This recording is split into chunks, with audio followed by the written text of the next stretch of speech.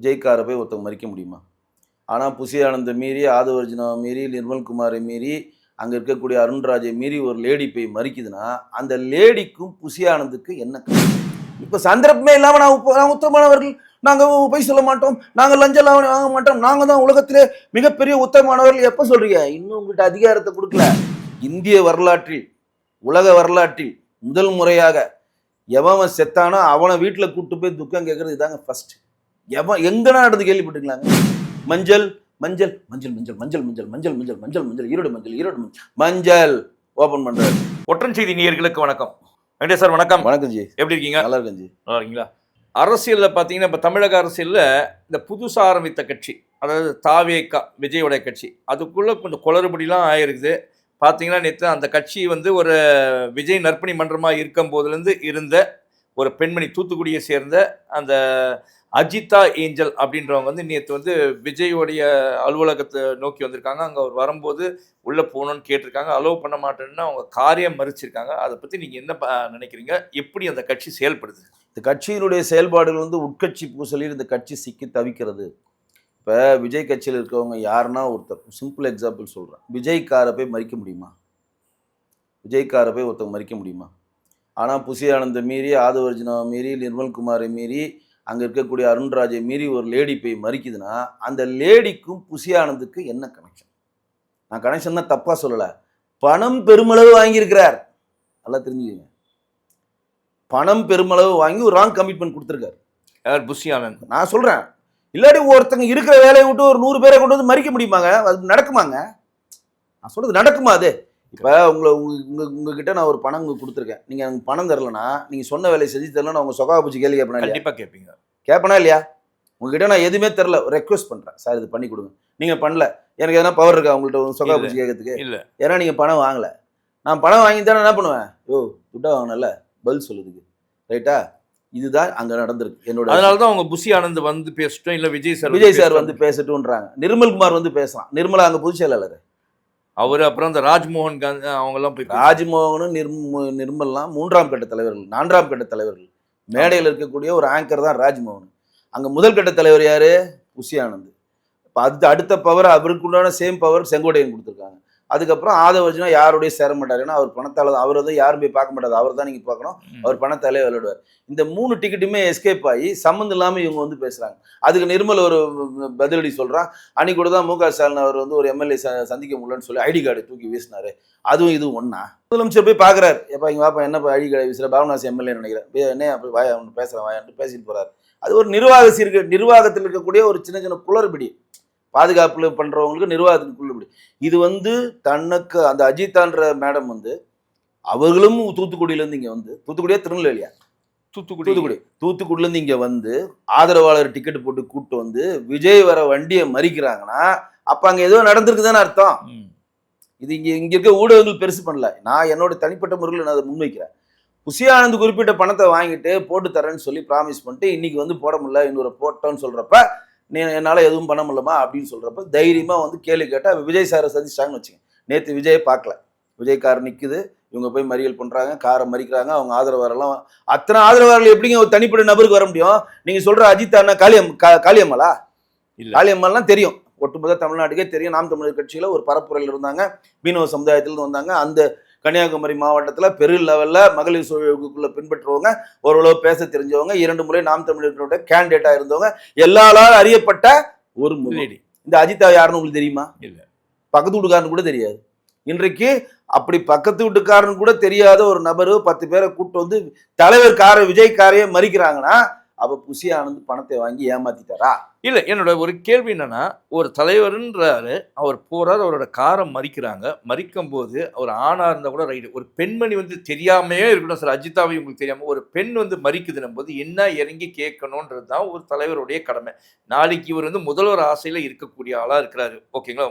தான் அடுத்த 2026 தமிழக முதல்வர் அப்படின்ற ஒரு கனவு கோட்டையில் இருக்கார். இப்படிப்பட்டவர் ஒரு கட்சியால் யாருன்னே தெரியல, அவங்க அலுவலகத்துக்கிட்ட, இவங்க அலுவலகத்தில் ரோட்ல எங்கேயா வழி மறக்கினா கூட இதெல்லாம் பயப்படலாம். இவர் அங்கே இறங்கி அந்த பெண்மணி கிட்ட என்னாலும் விசாரிச்சிருக்கலாம். இல்லை உள்ள கூப்பிட்டா ஒரு ஆர்ப்பாட்டம் நடக்குது அப்படின்னு டிவி பார்க்காத ஒரு தலைவர் இருக்கிறதுக்கு சான்சஸ் இல்லை. அப்படியாவது கூப்பிட்டு என்னான்னு பேசிருக்கலாமே, பேசாதது நீங்கள் எப்படி? நீங்கள் யார் தலைவர்னு யாரை சொல்கிறீங்க? விஜயை தான் சொல்கிறேன்.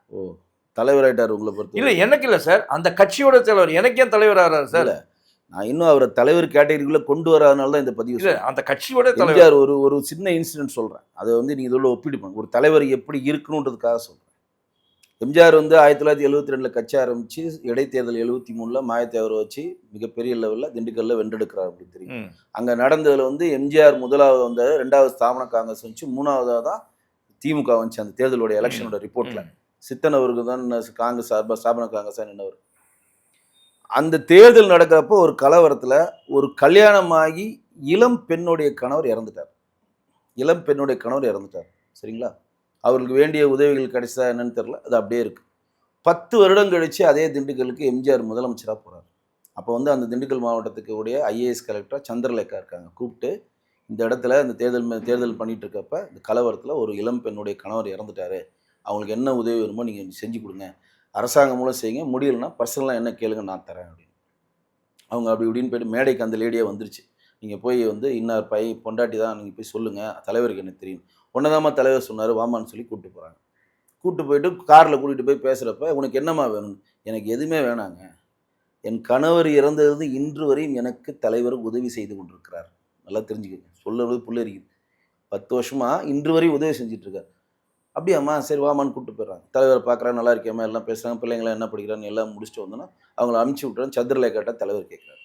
சந்திரலேகா கேட்குறாங்க தலைவர்கிட்ட, தலைவரை நீங்கள் தான் அவங்க இறந்தது இன்றைக்கி வரையும் உதவி செஞ்சுருக்கன்றீங்க, என்ன வந்து ஸ்பெஷலாக போய் பார்த்து நீங்கள் உதவி செய்யணும்னு சொல்கிறீங்களே, எதுக்கு சொன்னீங்கன்றப்ப அவர் சொல்கிறாரு, நான் எவ்வளோ உதவிகள் செஞ்சுருந்தாலும் அவன் கணவனை என்னால் திருப்பி தர முடியல, அந்த இளமையை என்னால் திருப்பி தர முடியல, எதனா தேவைப்பட்டா, அதாவது அது வேறு மாதிரி சொன்னால் அவங்களுக்கு வேறு எதனா கல்யாணம் பண்ணுற ஐடியா இருந்தால் அது நேரடியாக அவங்க கேட்க முடியாது, அந்த ப்ராசஸ் அந்த மாதிரி இருந்தால் தான் வேணும்னு சொல்கிறப்ப அடைஞ்சு போயிட்டாங்க.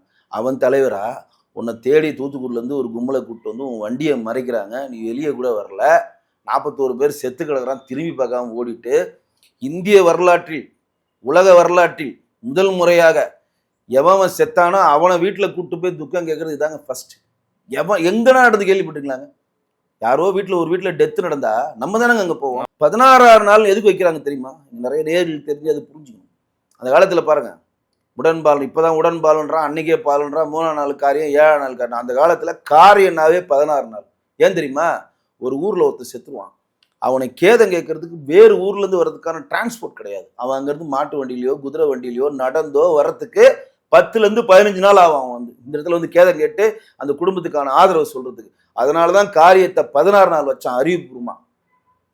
நீங்கள் 16 நாள்ன்ட்டு இவர் இங்கேருந்து ஆதவர்ஜனா போயிட்டு உத்தரகாண்டில் போயிட்டு டோங்கூரில் போயிட்டு வாலிபால் பிளேயர்லாம் பண்ணிட்டு வருவார், ஊரெல்லாம் சுற்றிட்டு வந்து நான் துக்கத்தில் இருக்கேன், எங்களால் பேச முடியாதுன்னு சொல்லிட்டு 16 நாள் காரியம் முடிஞ்சிச்சு நான் பேசுகிறேன் அப்படின்னு சொல்லி ஒரு காமெடி பண்ணானா இல்லையா அவன்? உண்மை. அப்போ 41 பேர் செத்தவங்களை நீங்கள் வீட்டுக்கு வரவழைச்சு நீ துக்கத்தை விசாரிக்கிறேன்னா இது என்ன மாதிரி போக்கு? நீ என்ன மாதிரி என்ன மாதிரி மனிதர் நீ? நான் சொல்கிறேன், நீ அரசியல் தலைவர் நடிகெல்லாம் தூக்கி, நீ என்ன மாதிரி மனிதர்?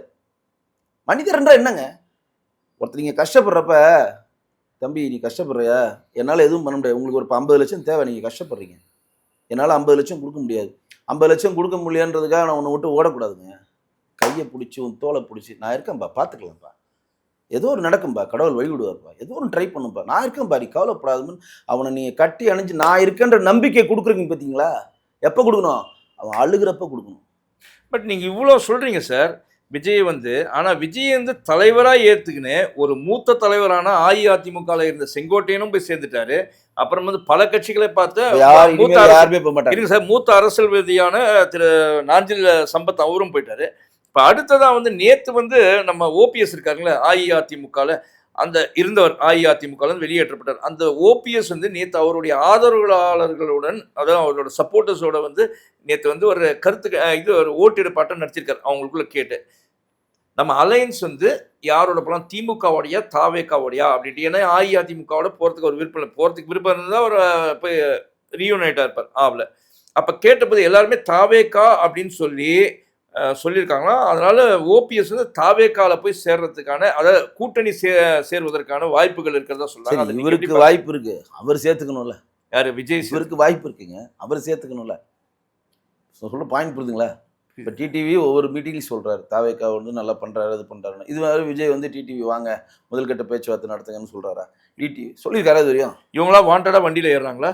அவங்க சேர்த்துக்கணும் இல்லைங்க. நல்லா கேளுங்க. அவங்க வந்து விசிலடிச்சாங்க குஞ்சியை வச்சு கட்சி நடத்திட்டு இருக்காங்க. பழைய பெரிச்சாரெல்லாம் உள்ள கொண்டு வந்தா கட்சியை கலவரம் பண்ணுவாங்க. இது நமக்கே அவர் யோசிக்க மாட்டாரா? நல்லா யோசிச்சு பாருங்க. அவர் கூட இருக்க 5 தலைவர்கள் வச்சிருக்காரு. எந்த தலைவர்னாலும் விஜய் ரசிகரா அடிமட்டத்துல இருந்து வந்தவனா? விஷயானந்த் வந்து கட்சிக்கு வந்து 5 வருஷம் ஆகுது. காங்கிரஸோட எம்எல்ஏ இருந்தவர். ஆமா. ஆதவர்ஜுனா திமுக குப்பை கொட்டி விடுதலை சிறுத்தைகள் குப்பை கொட்டி இங்க வந்திருக்கான். நிர்மல் குமார், பல்டி குமார் 4 கட்சி பாயிண்ட் வந்தா பல்டி குமார், நிர்மல் குமார். லைலா மணின்னு ஒருத்தர் இருக்கிறான். அவன் வந்து திருமாவளவன்ட்ட இருந்து அதுக்கப்புறம் டிஎம்கேக்கு சப்போர்ட்டரா இருந்து இப்ப இதுல வந்திருக்கான். இதுல யாருன்னா விஜயகாந்துக்கு ஒப்பிட்டு பாருங்க. விஜயகாந்த் வந்து பார்த்தசாரதி பொதுச் செயலர் இருக்காரு. அவர் வந்து விஜயகாந்தினுடைய மிகப்பெரிய ஒரு ரசிகர். மெக்கானிக் ஷெட் வச்சிருந்தார். அவரை விஜயகாந்த் ரசிகர் மன்ற தலைவராக்கி எம்எல்ஏக்கு அழகு பார்த்தார். இன்னைக்கு ஈரோடு கிழக்குல எம்எல்ஏ இருக்காரு சந்திரகுமார். தேமுதிமுக இருந்து இப்ப திமுக போய் சேர்ந்தாரு. அவரும் விஜய ரசிகர் மன்ற தலைவராக இருந்தவர். எல்லா தலைவர்களையும் ஜெயலலிதா பேரில் டைப் பண்ணி 49 சீட்டு வாங்கி 29 சீட்டு வென்றெடுத்து எல்லாருக்கும் சட்டசபையை காமிச்சு எதிர்கட்சி தலைவரா 2011 அமர்ந்தாரா இல்லையா விஜயகாந்த்? அப்ப இப்ப நீங்க வச்சிருக்கீங்களா 5 கட்ட தலைவர், அதுல ஒருத்தனாச்சும் ஒரு ரசிகர் இருக்கானா? ஒருத்தனாச்சும் உனக்கு கட் அவுட் பண்ண இருக்கானா? ஒருத்தனாச்சும் உனக்கு பாலாபிஷேகம் பண்ண இருக்கானா? ஒருத்தனாச்சும் உனக்கு வண்டியை சார்ட்டர் வண்டியை கூட்டு போய் உன் பொட்டியை வச்சு கொண்டாடணும் இருக்கானா? எவனுமே இல்லையே. அப்ப இவங்களுக்குள்ள ஒரு லாபி, இவங்களுக்குள்ள ஒரு சிண்டிகேட் பண்ணிட்டு புதுசா ஒருத்தனை உள்ள கொண்டு வந்தா நம்ம காலி ஆயிடுவோன்னு பயந்து யாரையும் வர இவங்க தடுக்கிறாங்க. இப்ப செங்கோட்டையன் எப்படி போனாரு? புஷியானந்த் மூலம் போனாரா? ஆதவர்ஜுனா மூலம் போனாரா? நிர்மல்குமார் மூலம் போனாரா? ராஜ்மோகன் பல்லே போனாரா? ப்ரொடியூசர் தியாகராஜன் மூலம் போனார் உள்ள. ப்ரொடியூசர் தியாகராஜன் யாரு? ஆரம் வீரப்பன் மருமகன். அவர் மூலம். ஆமா, ப்ரொடியூசர் தியாகராஜன் வந்து விஜய் சார்ட்ட டைரக்டா பேசுவாரு. பெரிய ப்ரொடியூசருங்க அவரு. சத்யா மூவிஸ்ன்றது பெரிய ப்ரொடியூசர் இருக்காரு. சத்யா மூவிஸ் கேள்விப்பட்டிருக்கீங்களா? அவர் லிங்க்ல தியாகராஜன் பையனை பிடிச்சி அந்த லிங்க்ல பிடிச்சி டைரக்டா விஜய் சார்ட்டு போனோம்னா, ஓ செங்கோட்டையன் ஒருத்தர் இருக்காரா, அவர் நம்ம கட்சியில இணைய வராரா, தயவு செய்து வர சொல்லுங்க. ஏன்னா அவர் பார்த்தாரா பனையூரை விட்டு அவர் பனையூர் வீட்டுல இருந்து இன்னொரு பங்களா 2 பங்களா இருக்கு அவருக்கு அங்க பனையூர்ல. ஒன்று இந்த வீட்டிலேருந்து ஆஃபீஸ் போவார், ஆஃபீஸ் வந்து இங்கே வீட்டு போவார், ஒரு பேப்பர் படிக்க மாட்டார், டிவி பார்க்க மாட்டார், உலக அரசியல் தெரியாது, உள்ளூர் அரசியல் தெரியாது, எவன் ஏடிஎம்கேல லீடராக இருக்கான், எவன் டிஎம்கே லீடராக இருக்கான், நாட்டோடைய நடப்பு என்ன, நாட்டில் என்ன நடந்துட்டு இருக்குன்னு எதுவுமே பார்க்க மாட்டார், இன்ட்ரெஸ்ட்டும் காட்ட மாட்டார். கொடுத்ததை படிப்பார். மஞ்சள் மஞ்சள் மஞ்சள் மஞ்சள் மஞ்சள் மஞ்சள் மஞ்சள் மஞ்சள் மஞ்சள் மஞ்சள் ஈரோடு மஞ்சள் ஈரோடு மஞ்சள் மஞ்சள் ஓப்பன் பண்ணுறாரு. எவனா அப்படி ஓப்பன் பண்ணி பார்த்துருக்கீங்களா பேசி? கூடியிருக்கும் தாய்மார்களுக்கு அன்பு வணக்கம், எப்படி இருக்கீங்க, கூட மேடையில் இருக்கவங்களுக்குலாம் அன்பு, இப்படி தான் நம்ம பார்த்துருக்கோம். ஏறினோடனே எது சொல்கிறாரு? ஏறுறப்பே மனப்பாடம் கீழே நடக்குது. மஞ்சள் மஞ்சள் மஞ்சள் மஞ்சள் ஃபர்ஸ்ட் மஞ்சளை சொல்லணும். ஈரோடில் மஞ்சள் ஃபேமஸ்ன்றது சின்ன பிள்ளை கூட தெரியும். மஞ்சளுக்கு புவிசார் குடியிருப்பு மத்திய அரசு வழங்கிருச்சுன்னு தெரியும். மஞ்சளுக்கும் தனி வாரியம் பாரதிய ஜனதா கட்சி அமைச்சிருக்குன்னு தெரியும். இதை பத்தி எதுவுமே அவருக்கு தெரியல. மஞ்சள் மஞ்சள் மஞ்சள் மஞ்சள் ஈரோடு மஞ்சள் ஈரோடு மஞ்சள் ஈரோடு மஞ்சள் ஈரோடு மஞ்சள் மஞ்சள் அப்படின்னு ஆரம்பிச்சுட்டு எதையோ பண்ணி அந்த பேப்பர் பறந்தோன்னா என்ன பண்ணுது அந்த பேப்பர் ரெடி ஆகணும்னா மறுபடியும் நீங்க பேசுறீங்கன்னா அப்ப எதுக்கு இங்க சொல்ல வரேன்னா, இது நாள் வரையும் டைலாகை கொடுத்து மனப்பாடம் பண்ணி படித்து படித்து படித்து எப்படி சினிமாவில் நடித்து நீங்க வந்து ஸ்டார் ஆனீங்களோ அதே மாதிரி அரசியல்ல நீங்க பண்ணணும்னு நினைச்சீங்கன்னா நடக்குமா? நடக்காது. இதுதான் இங்க வந்து நிதர்சனமான உண்மையை புரிஞ்சுக்கணும். அப்ப செங்கோட்டையனுடைய வரவு அங்க இருக்கக்கூடிய 5 பேருக்கும் பீதியை கலப்புது. என்னைக்கு பிரஸ் மீட் அன்னைக்கே அடிக்கிறார். ஆதவர்ஜுனா பெரிய பருப்பு மேல உட்காந்துட்டுல செங்கோட்டையன் பின்னாடி டிஎம்கே சுத்துச்சு, பிஜேபி சுத்துச்சு, பெரிய பெரிய கட்சிகள் வந்து அவரை வந்து கட்சியில சேர சொல்லி துரத்து என்று துரத்தினார்கள் அப்படின்னார். உடனே மைக்கை பிடிச்சி செங்கோட்டை சொல்றாரு, என் பின்னாடி பிஜேபியும் சுத்தல, என் பின்னாடி வந்து டிஎம்கே என்னை யாரும் சந்திக்கவும் வரல, நானா விருப்பப்பட்டு வந்தேன். அங்கேயே செருப்பால் அடி அச்சாரா இல்லையா? உண்மை. அப்ப 2 பேரும் கோஆர்டினேஷன் இல்லைன்றது ப்ரூவ் ஆகுதா? கரெக்ட். இப்ப நீங்க நானும் இருக்கிறோம், ஒரு இடத்துக்கு போறோம், தலைவரை பார்க்க போறோம்னா நம்ம 1 மணி நேரம் முன்னாடி பேசுவோம். தலைவர் என்ன கேள்வி கேட்பார், நம்ம என்ன பதில் சொல்லணும், நம்ம ப்ரெஸ் வந்தால் ப்ரெஸ் எப்படி அட்டன் பண்ணணும், இப்போ தலைவர் நீங்கள் கட்சியில் இணைஞ்சோன்னா ப்ரெஸ் கேட்கும் சார், இந்த கேள்விக்கு இப்படி பண்ணணும் சார், நம்ம பாதகமாக இருக்கக்கூடாது, இது மூலம் தான் நாங்கள் வந்தோன்றது ஒரு ஃபார்முலா வருமா இல்லையா? அப்போ விஜயை சந்தித்து விஜய் கட்சியில் இணைஞ்சி வெளியில் வர வரையும் செங்கோட்டையனும் புசியானதுக்கு எந்த கம்யூனிகேஷன் இல்லை, செங்கோட்டையனுக்கும் ஆதவர்ஜுனுக்கும் எந்த கம்யூனிகேஷன் இல்லை, செங்கோட்டையனுக்கும் கூட இருக்க மற்ற லீடர்ஸ்க்கும் எந்த கம்யூனிகேஷன் இல்லை. ப்ரெஸ் மீட் கேமரா வந்துச்சு, மூஞ்ச காட்டணும் வந்து எல்லாம் உட்காந்துட்டானுங்க. பிரஸ் மீட் வந்து நெளிவானுங்களே அப்படி நெளிஞ்சு அந்த மாதிரி உட்காந்துட்டானுங்க. உட்காந்தோன்னா கம்யூனிகேஷன் இல்லை. கம்யூனிகேஷன் இல்லாமல் வாலண்டியர் சொல்றாரு, என்ன சொல்றாரு, இவர் வந்து பின்னாடி துரத்துனாங்க, இவர் எவ்வளோ பெரிய லீடு தெரியுமா, இவர் பின்னாடி டிஎம்கே வந்து பிஜேபி துரத்து, அவன் துரத்து, யோ எவனும் துரத்துல, நான் சும்மா தான் இருக்கிறேன், நானாக தான் போனேன், சேகர் பாபு சொன்னார், அதான் இங்கே வந்து சேர்ந்தேன் அப்படின்ட்டு. அப்போ ஓபிஎஸ் எல்லாம் போனாலும் இவங்க விருப்பப்பட்டாலும் ஓபிஎஸ் போறாரா இல்லன்றது ஓபிஎஸ் நீங்க கேட்டுக்கோங்க. ஆனா ஓபிஎஸ்ஐ தாவேக்கா சேர்க்காது, அவ்வளவுதான். ஓபிஎஸ் போவாரா டிடிவி போவாருன்னு ஜோசியர் சொல்லுங்க, நல்லா கேளுங்க. அவர்கள் இன்னைக்கு வந்து ஒரு பிராண்டை வைக்கிறாங்க. என்ன வைக்கிறாங்க? தாவேகா, நாங்கள் வந்தால் ஊழலற்ற ஆட்சியை கொடுப்போம், நாங்கள் வந்தால் லஞ்சம் வாங்க மாட்டோம், புது அரசாங்கத்தை அமைப்போம், ஒரு பிராண்டை கிரியேட் பண்றாரு இல்லையா? நீங்க டிடிவியை தேர்ந்தெடுத்து ஊழலற்ற ஆட்சியை கொடுப்போம் நீங்க எப்படி சொல்லுவீங்க? அவர் மேல கேஸ் இருக்குதா இல்லையா? அலிகேஷன்ஸ் இருக்கு. ஆமா, அலிகேஷன் இருக்கு, கேஸ் போயிட்டு இருக்கு, என்னைக்கு வேணா அவர் உள்ள போகலான்ற போயிட்டு இருக்கு. சொத்து குவிப்பு பன்னீர்செல்வம் மேலே இருக்க, ஆமா, அவர் மேலேயும் கேஸ் இல்லையா? அப்ப நீங்க இவங்க 2 பேரையும் சேர்த்துட்டு சசிகலாவை சேர்த்துட்டு ஊழல் ஆட்சி எப்படி சொல்லுவீங்க? சசிகலா ஆல்ரெடி ஊழல் பண்ணி 4 மாசத்துக்கு பாப்புலர் நகராட்சியில் ஜெயிலு வந்தவங்க தானே. நாங்கள் ஊழல் ஆட்சி தெய்வத்தாய் வந்து விட்டாலும் நீங்க சொல்லுவீங்களா? நீங்க விருப்பப்படலாம், அங்க என்ன நடக்குதுன்னு தெரியணும்ல. அங்க நல்லதோ கெட்டதோ சேர்ந்தவன் எவனும் கட்சிக்கு சம்மந்தம் இல்லாதவன், அரசியல் சம்மந்தம் இல்லாதவன். புசியானந்தன் எம்எல்ஏ வந்துட்டு போனாரு, சுமார் 1000 பேருக்கு எம்எல்ஏ இருந்து 2 வருஷத்துல இருந்து ரிசைன் பண்ணிட்டாரு. நிர்மல்குமார் இதுவரையும் எங்கேயுமே வந்து எம்எல்ஏ இருந்தது இல்லை. ஆதவஜனா எங்கேயுமே வந்து அரசாங்க பதவியிலையோ கவுன்சிலராவோ எம்பியாவோ எம்எல்ஏவோ இருந்ததில்லை. ராஜ்மோகன் ஆகட்டும், அருண்ராஜ் ஆகட்டும், எவனுமே வந்து அரசியல் கட்சியில் இருந்து அதிகாரத்தை கைப்பற்றி நாங்கள் வந்து பரிசுத்தமானவர்கள் நிரூபித்தவர்களும் கிடையாது. நாளைக்கு இவங்களாம் நாளைக்கு எம்எல்ஏ ஆனவனா லஞ்சம் அவங்களே வாங்க மாட்டாங்கன்றது கேரண்டியும் கிடையாது. அதையும் சொல்றேன். கரெக்ட். சீமான் அவர்கள் வந்து என்ன சொல்றாரு? நாங்கள் ஆட்சி அமைச்சால் அதை பண்ணுவோம், இதை பண்ணுவோம், இதை பண்ணுவோம், அதை பண்ணுவோம், நாங்கள் எங்களுக்கு தொலைநோக்கு திட்டம் இருக்கு, தமிழ் தேசியம் எல்லாம் சொல்றாருல. நான் சொல்றேன், சீமான் வந்து பரிசுத்தமானவர்கள். திமுக எம்எல்ஏக்கள் நாம் தமிழர்கள் வந்து கட்சியில் தேர்ந்தெடுக்கப்பட்ட எம்எல்ஏக்கள் பரிசுத்தமானவர்கள். நான் எப்பமா ஒத்துப்பேன்? 5 வருஷம் ஆட்சி செஞ்சு எந்த சர்ச்சையிலும் சிக்காம எந்த லஞ்ச லாங்கலையும் வாங்காம நீங்க வெளியில வந்தீங்கன்னா ஒத்துப்பேன். இப்போ நீங்கள் எந்த அதிகாரத்திலையும் இல்லை, ஒரு கவுன்சில் கூட இல்லை. ஆனால் நீ என்ன சொல்கிற? நாங்கள் கம்பத்து சுற்றுற எல்லாருக்கும் நாங்கள் பரிசுத்தமானவர்கள், நாங்கள் இப்படி பண்ணுவோம் அப்படி பண்ணுவோன்னு உங்கள்கிட்ட இன்னும் அதிகாரத்தை கொடுக்கல. இப்படி சொன்னவர் தான் இன்னைக்கு அதிகாரத்தை இழந்திருக்காரு. யாரு? அரவிந்த் கெஜ்ரிவால். அவர் என்ன சொன்னாரு? நாங்கள் வந்து டெல்லியை வந்து தொடப்ப வச்சு சுத்தம் பண்ணி லஞ்சம் இல்லாமல் ஆட்சி அமைப்போன்னு சொன்னார். ஆட்சியை கொடுத்தாங்களா? என்ன பண்ணாரு? சொகுசு மாளிகை கட்டுறாரு, மதுபான ஊழல் வழக்கில் மாட்டிட்டு நீங்க ஆட்சி இழந்தாரா இல்லையா? உங்களுக்கான சந்தர்ப்பத்தை கொடுத்து அந்த சந்தர்ப்பத்திலிருந்து நீங்க விலகி நீங்க மாற்றுறதுல வந்தாதாங்க வெற்றி பெற முடியும். இப்ப சந்தர்ப்பமே இல்லாம நான் உத்தமமானவர்கள், நாங்க போய் சொல்ல மாட்டோம், நாங்க லஞ்சம் வாங்க மாட்டோம், நாங்க தான் உலகத்திலே மிகப்பெரிய உத்தமமானவர்கள் எப்ப சொல்றீங்க? இன்னும் உங்கள்கிட்ட அதிகாரத்தை கொடுக்கல. ஒரு அதிகாரத்தை கொடுப்போம். ஒரு வாட்டி நீங்க அதிகாரத்தை சுவாசிச்சு 5 வருஷம் ஆட்சி செய்யுங்க. ஆட்சி செஞ்சு நாங்க உத்தமமானவர்கள் சொல்லுங்க. அப்பதான் உங்களுக்கு சொல்வதற்கான தகுதி இருக்கிறது. அதுவரை நீங்க சொல்லக்கூடாது. உத்தமமானவர்கள் நீங்க எப்படி சொல்லுவீங்க? நான் சொல்றேன், விஜய் எப்படி சொல்லலாம்? ஏன்னா யாருக்குமே அதிகாரம் கொடுக்கல.